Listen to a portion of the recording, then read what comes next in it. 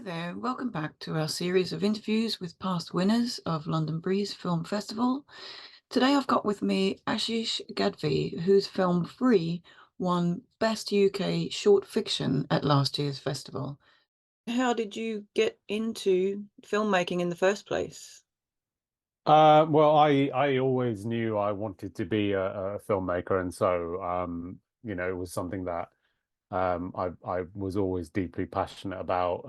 Didn't really ever want to do anything else really. Studied film, did a master's in documentary filmmaking as well, but always knew that my heart kind of was in sort of narrative filmmaking. Um, then cut a long story short, started working in the film industry, started working on feature films for companies like Disney and Warner Brothers and the like, and just met a whole bunch of like-minded filmmakers who were, part of crews. So, a third assistant cameraman who wanted to be a DOP, and that type of thing, and put together a little crew to make short films and making one short after another that I was writing and directing, and they were helping me to make. I had made I'd made a few short films, ones that I'd made just with friends who were all film crew, but the last two were the ones that kind of got the most traction film festival wise. Is that Free and Mountain of Light, was it? Yeah, yeah, correct. Yeah. And so Free, I absolutely loved it. So sweet. Oh, thank you. So you wrote that as well as directed it? Correct. Yeah. And where did the idea come from? I tend to come up with ideas and stuff from here, there, and everywhere, really. And I'm somebody that's quite engaged with the news and politics and kind of the world around us, and always kind of keeping a foot of things that are happening around me. And obviously, we had the refugee crisis, the small boats crisis, and stuff that was happening around Europe, and so. This was essentially a story that I had kind of envisioned to really happen anywhere, where a refugee on a small boat arrives in a European country, and has this interaction with a fishmonger and with a local woman, and it's kind of a sliding doors moment of in stepping in when you don't know exactly what's gonna happen in that scenario. So that was kind of the little story that I had envisioned about it, and then I'd found out about this scheme, which was basically helping filmmakers in Italy to cinematographers specifically to shoot on 35 millimeter for kind of the first time, training young cinematographers to shoot on 35 mil. And so I entered the script for free, adapted it to be set in Italy on the beaches of Catania, where the course was kind of set. So I had sent it into that and got selected, and went off to Italy during the second wave of COVID. Had to do like all the COVID tests to fly out there and quarantine myself in a hotel for 7 days before I came out, and all of that type of stuff. And then yeah, made the short while out there. Yeah. Okay, because that was going to be my next question. Why is why Italy and why in Italian? And yeah, okay. Yeah, so there's a scheme that was developed by a group that's associated with the Italian Cinematographer Society to try and get younger cinematographers to shoot on 35 millimeter film. And we're kind of living in a weird renaissance where shooting on film is kind of having a resurgence. I think it was well documented at the last Oscars. I think the majority of the films that were nominated for best film were shot on film. So we're kind of living in times where we had the digital revolution with all of these cameras like your Reds and Alexas and all of that, which were all the rage, and now it seems to be going in reverse where people are wanting to shoot on film again.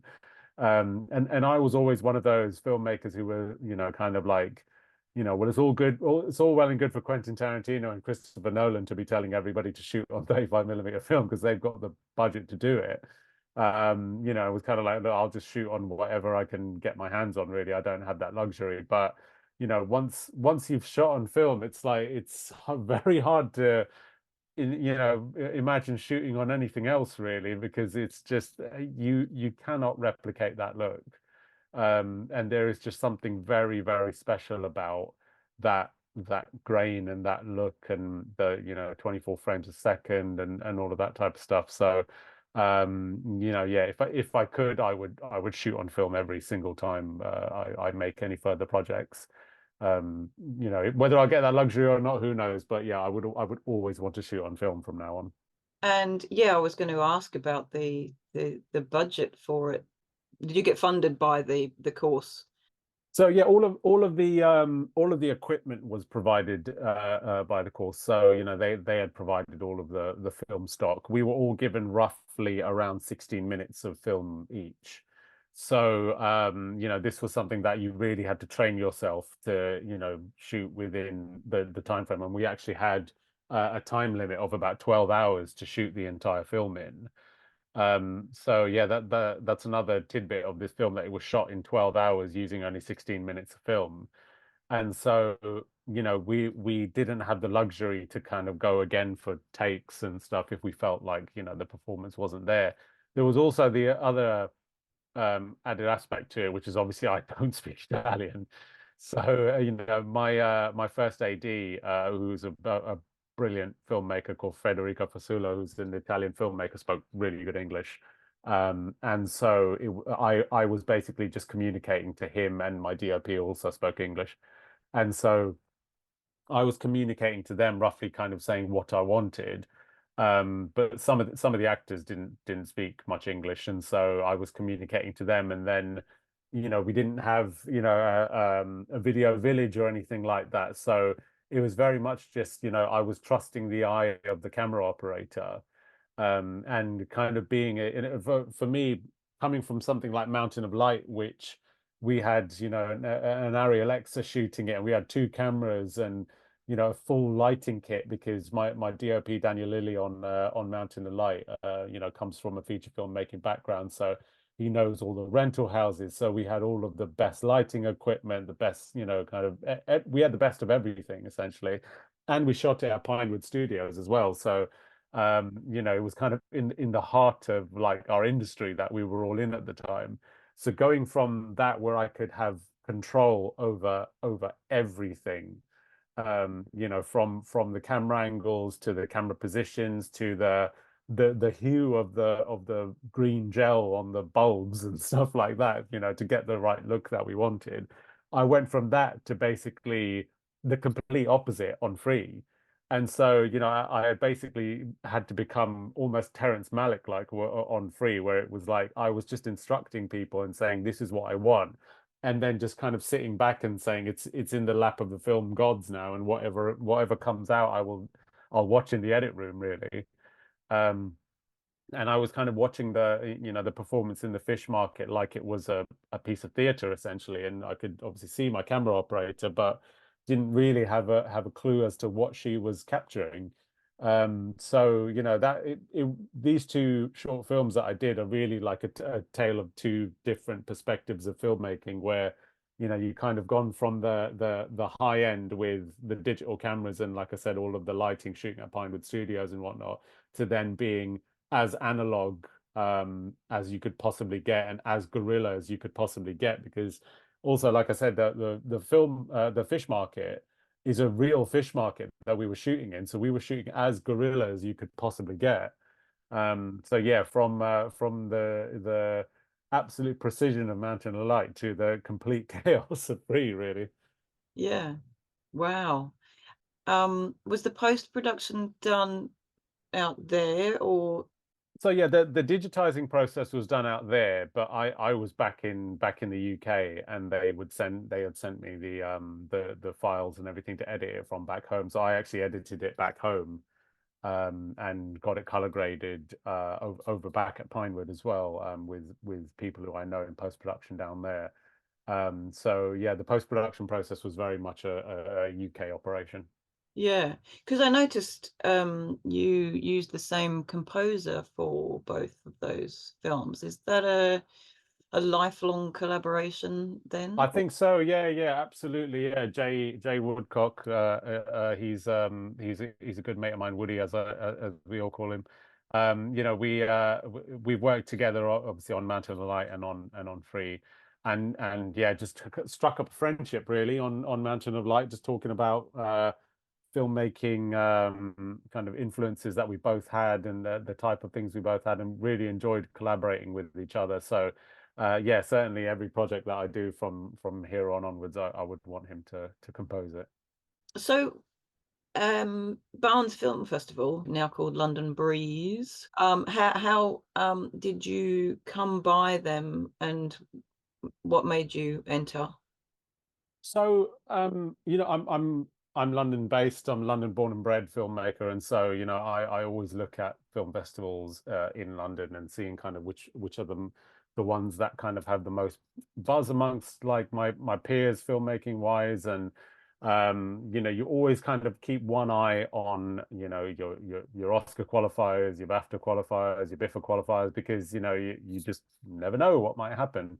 And Barnes was one that came up in conversation just with other filmmakers, and I obviously just did the usual, went on Film Freeway, had a look at the festival, checked the dates, applied for it, and yeah, it was an amazing night there really, because it was obviously at the old the cinema in Barnes where it was held previously, and we had gone there. I had been nominated for Best UK Short at the festival, and hadn't really expected to win anything. Just kind of went down there thinking, oh, it'll be a a good day out. My wife was 8 months pregnant at the time as well, so it was our last night out really before we kind of thought, the baby will be due and stuff, and we're amazingly won the best UK short that night. Um, and yeah, it was just a really lovely evening that I kind of had, watching loads of other films and seeing other really great filmmakers pick up awards that night. In particular, there was a filmmaker called Daryl Foster who made a movie called Hard to Reach, which I think won the audience award for where that people could vote for. And apparently, I was told that his film got the most votes, and Free was second in that list. So I don't know how far away we were from that, but I had kind of had my film screened with Daryl's at like a couple of film festivals. So it was like a weird thing that like our film was kind of on this journey together. And then we hadn't actually met each other. We'd just spoken over Instagram, and so we actually met each other that night. And both walked away with an award each, with me winning the best UK short film and him winning the audience award. So yeah, it was just a really, really lovely night with just a lot of positivity, a lot of great people to collaborate with and to keep in touch with. And yeah, it was just a really, really positive, lovely night, and I really enjoyed it, and it's quite a fond memory for me now. Obviously now, because like I said, my wife was 8 months pregnant at the time that we went, and now my daughter is 8 months old. So it's like we always kind of look back at that night at Barnes Film Festival as like the last night out we had before our baby was born. And what's your overall impression of the people who run? I'll refer to it as Breeze from now on because that's what it's called. Yeah. What feeling did you get about their, I don't know, passion for film and emerging filmmakers? Well, I certainly consider Breeze to be one of the better film festivals in London, and I know there's a lot. But the main feeling that I walked away with Breeze was that kind of spirit of community, really, and a community of filmmakers who really wanted to support each other. And I've been to bigger film festivals with both films, bigger in quotes. And while they are bigger affairs and there's more films being taken at those film festivals, there isn't that level of personalization that there is with Breeze, where you can walk up to Sam and have a conversation with him for quite a while, and he'll give you a lot of his time. We spent quite a bit of time speaking to him and just getting his thoughts about all of our films and the film festival in general and the film industry. And in particular, I suppose a lot of the filmmakers on our level, where we're all making short films and they're all kind of getting buzz at these film festivals, it almost feels like we're just underneath the ceiling, and we're all trying to like crack the glass ceiling to get to the next point, essentially. And so it was really great just to speak to Sam to get his thoughts on, kind of your next steps in your career and how to crack that next stage. And it was a real breath of fresh air, really, to kind of hear some of those perspectives, and to speak to the other people who were handing out awards that night, the other judges, who were all really lovely and great. So while London Breeze doesn't feel like a small festival by any means, it also has a level of warmth to it, I suppose, that a lot of the other film festivals don't really have. And since winning in that category, has that sort of, I don't know, done anything for your confidence or your projection for the future? Or Well, yeah, that award was the third that we'd won with Free, and we'd kind of been nominated for three awards and won all three. So that was like a completing of the hat trick, really, for us for that film. And so I was absolutely over the moon with that. And I've got the award on my mantelpiece downstairs in the living room now, with the other awards that Free had won.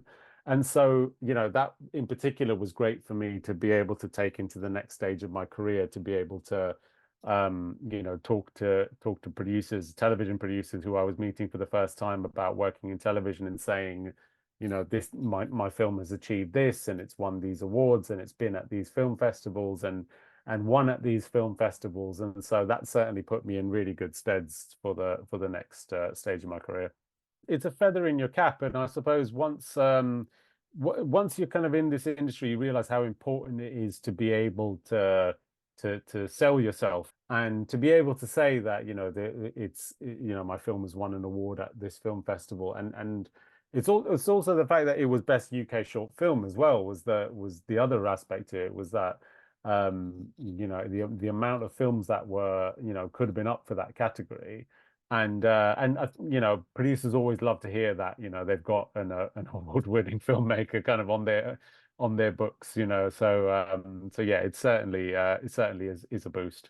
I appreciate your time so much, and yeah, congratulations again on both films. They're absolutely wonderful. I've watched Free, I think, 3 times now. Oh gosh. And yeah, gotten something different each time. So it's a marvelous, for such a short film. Yeah, yeah, tiny film. It's very, very memorable. So yeah, now that I know you shot it in 12 hours as well. Wow. Well, the original script was a lot longer to it. There was a whole other storyline or story thread in it, about the Italian woman being on the phone to her husband, who was giving her a hard time that day and stuff. And so when the fishmonger says to her, go ask your husband for money, that's kind of like the last straw for her. So there was all that thread into it. But once we got to the location and saw exactly what we were up against, I was like, half the stuff that is in this short, I cannot shoot the way I want to. So it had to go to a drastic rewrite while we were down there. And yeah, I just had to like condense and simplify as much as possible, because yeah, it was like proper guerrilla filmmaking. And they were all cool with you shooting Oh them? no, no, no, they Oh, weren't.